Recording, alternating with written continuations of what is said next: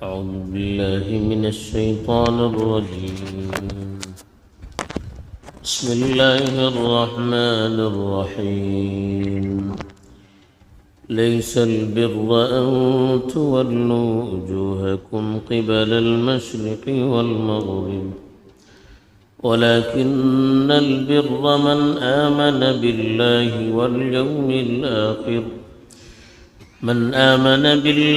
واليوم الآخر والملائكة والكتاب والنبيين وآتى المال على حبه ذوي القربى واليتامى والمساكين وابن السبيل والسائلين وفي الرقاب وأقام الصلاة وآتى الزكاة والموفون بعهدهم إذا عاهدوا والصابرين في البأساء والضراء وحين البأس أولئك الذين صدقوا وأولئك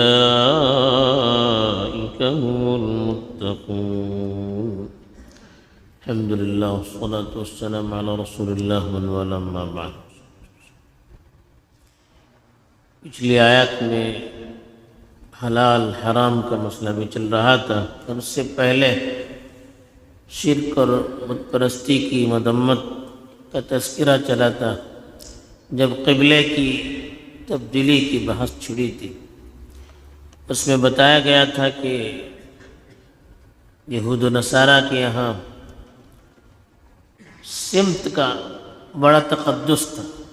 سمت یعنی جہت، مشرقی جانب، مغربی جانب. عیسائی مشرق کی طرف رخ کر کے نماز پڑھتے تھے، عبادت کرتے تھے.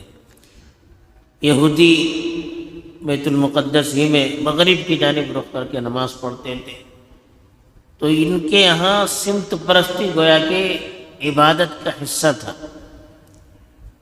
سورج کی تعظیم کرنے والے اور سورج کی پوجا کرتے اور مشرق پرستی میں مبتلا تھے. اسی کو وہ عبادت اور سب سے بڑی نیکی سمجھتے تھے. اس کے مقابلے میں جو مغرب کی طرف رخ کرنے والے سورج کے غروب ہونے کی وجہ سے انسانیت کے زوال پر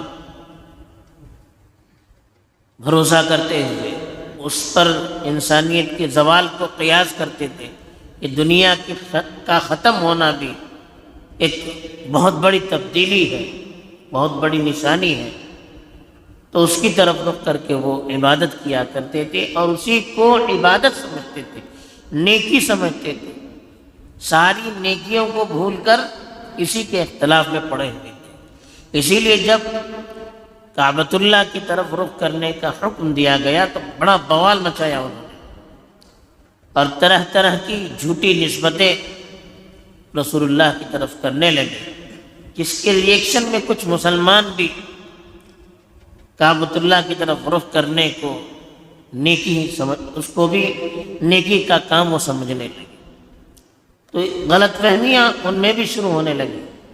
تو اللہ تعالیٰ نے وضاحت کر دی کہ لیس البر، نیکی یہ نہیں ہے کہ ان تولوا وجوہکم، کہ تم اپنا رخ پھیر دو قبل المشرق والمغرب، مشرق اور مغرب کی طرف. بر ایسا لفظ ہے جس کے معنی بہت بڑا وسیع معنی ہے اس کے اندر. علماء نے لکھا ہے کہ ہر وہ کام جس سے اللہ خوش ہوتے ہیں اور جس میں بھلائی نظر آتی ہو، اللہ کے یہاں اس کا اعتبار ہوتا ہو، وہ سب بر میں شامل ہے. اللہ کی اطاعت، لوگوں کی مدد، عبادت، ہر وہ چیز جس کو ہم بھلائی کا کام سمجھتے ہیں، نیکی کا کام سمجھتے ہیں، عبادت سمجھتے ہیں، اللہ کی اطاعت سمجھتے ہیں اور جس سے اللہ راضی ہوتے ہیں اور آخرت میں اس کی وجہ سے اللہ کے یہاں ثواب حاصل ہوتا ہے، تو اس طرح کے تمام کاموں کو بر کہا جاتا ہے. تو یہاں اللہ تعالیٰ نے یہی کہا کہ لیس البر ان تولوا وجوہکم قبل المشرق والمغرب، کہا کہ نیکی کا کام صرف یہی نہیں ہے، بھلائی کا کام صرف یہی نہیں ہے، اللہ کی اطاعت اور اس کی بندگی صرف یہی نہیں ہے کہ آدمی مشرق کی طرف رخ کر کے عبادت کر رہا یا مغرب کی طرف رخ کر کے عبادت کر رہا، یہ کوئی نیکی نہیں ہے۔ مسلمان تو کعبۃ اللہ کی طرف بھی رخ کر کے اسی لیے نماز پڑھتے ہیں کہ اللہ کا حکم ہے۔ اگر اللہ کا حکم کسی دوسری طرف ہوتا وہ دوسری طرف رخ کر کے نماز پڑھتے۔ ان کے یہاں کسی سمت کی عظمت نہیں ہے، اللہ کے حکم کی عظمت ہے۔ چنانچہ دیکھیے کعبۃ اللہ کے چوطرفہ رخ کر کے نماز پڑھی جاتی ہے۔ جس ملک کے شمال میں کعبہ پڑتا ہے وہ لوگ شمال کی طرف رخ کر کے نماز پڑھتے ہیں، جس ملک کے جنوب میں کعبۃ اللہ پڑتا ہے وہ لوگ جنوب کی طرف رخ کر کے نماز پڑھتے ہیں، جہاں سے مشرق کی طرف کعبہ پڑتا ہے وہ مشرق کی طرف رخ کر کے نماز پڑھتے ہیں، جہاں سے مغرب کی طرف رخ کعبۃ اللہ کا رخ ہوتا ہے وہ مغرب کی طرف رخ کر کے نماز پڑھتے ہیں۔ یہ کوئی لڑائی جھگڑے کی چیز نہیں، یا یہی نیکی نہیں ہے کہ کسی ایک سمت کو خاص طور پر متعین کیا جائے، تو کسی ایک سمت کا تقدس، اس کی عظمت، اس کی اسلام ہمیں تعلیم نہیں دیتا۔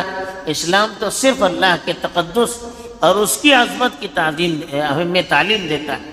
تو ہمیں حکم یہ ہے کہ اللہ کے حکم کو مانا جائے، بس اللہ کی اطاعت کرنا، اللہ کی مرضی پر چلنا، یہ سب سے بڑی نیکی ہے۔ تو اس لیے کہا کہ یہ کوئی نیکی نہیں کہ ان تولوا وجوہکم، واللہ یولی مانے اپنا رخ موڑنا، اپنا رخ تم مشرق کی طرف موڑ دو یا مغرب کی طرف موڑ دو، یہی ساری نیکی نہیں ہے، یہی خالی بھلائی کا کام نہیں ہے، بلکہ بھلائی کے کام بہت سارے ہیں، جس کے کچھ نمونے یہاں پر پیش کیے کہ لیکن البر، نیکی کے کام میں تو یہ بھی ہے کہ من آمن باللہ، جو اللہ پر ایمان لائے، یعنی اللہ پر ایمان لانا، دل سے اللہ کے ہونے کا یقین کرنا اور اللہ ہی کو سب سے بڑا سمجھنا، خالق، مالک، رازق، ہر چیز پر قادر، ہر چیز کا علم رکھنے والا، ان ساری صفات کو اللہ ہی کی طرف منسوب کرنا اور اس میں اللہ ہی کو تنے تنہا سمجھنا، اسی کی عبادت کرنا، اس کی باتوں پر یقین کرنا، یہ نیکی ہے۔ یہ اللہ پر ایمان کا مطلب یہ ہے۔ تو اللہ پر ایمان رکھنا، والیوم الآخر، آخرت کے دن پر ایمان رکھنا، یعنی مرنے کے بعد اللہ تعالیٰ دوبارہ زندہ کریں گے، وہاں حساب کتاب ہوگا، دنیا میں ہم نے جو اعمال کیے ہیں اس کے مطابق وہاں فیصلے ہوں گے، وہاں جنت ہوگی، دوزخ ہوگی، جو چیزیں وہاں کی بیان کی جاتی ہیں اس پر دل سے یقین رکھنا، دل کا اس پر مطمئن ہونا، اور آخرت کو پیش نظر رکھ کر دنیا میں عمل کرنا، یہ بھی نیکی ہے۔ والملائکہ، ایسے ہی ملائکہ پر ایمان لانا، ملائکہ نے فرشتے، فرشتوں پر ایمان لانے کا مطلب یہ کہ فرشتوں کو اللہ نے پیدا کیا، وہ اللہ کی مخلوق ہے، وہ خدا نہیں ہے، وہ یا خدا کے ساتھ شریک نہیں ہے، بلکہ اللہ کی ایک مخلوق ہے جو ہر چیز میں اللہ کے حکم کی تابعداری کرتے ہیں، جو کبھی اللہ کی نافرمانی نہیں کرتے۔ لا یعصون اللہ ما امرہم ویفعلون ما یؤمرون، اللہ کے احکام کی کبھی نافرمانی نہیں کرتے، بلکہ جو حکم دیا گیا اس کے مطابق وہ عمل کرتے ہیں۔ بل عباد مکرمون، اللہ کے معزز بندے ہیں، وہ اللہ کی عبادت کرنے والے ہیں، اور اللہ کی طرف سے جو کام ان کو سپرد کیا جاتا ہے اس کام کو وہ تندہی سے پورا کرتے ہیں، نبیوں کے پاس پیغام لانا اور باقی جو ان کی ذمہ داری دی گئی ہے اس ذمہ داری کو پورا کرتے ہیں۔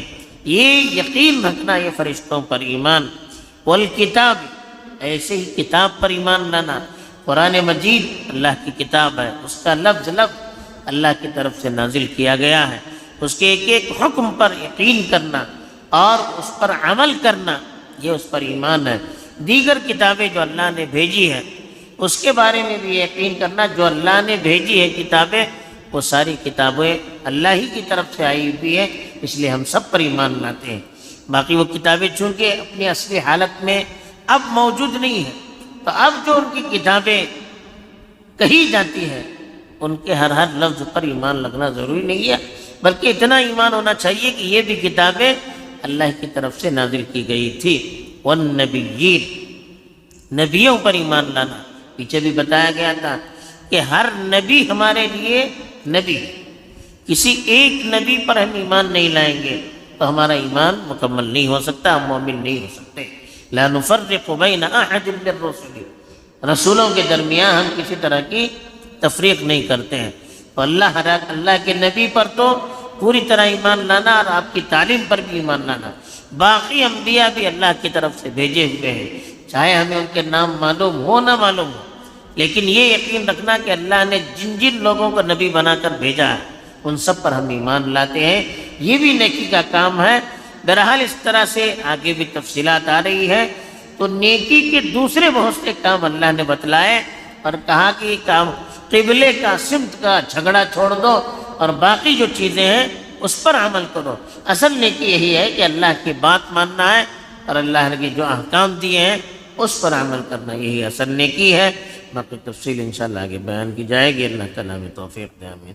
وآخر دعوانا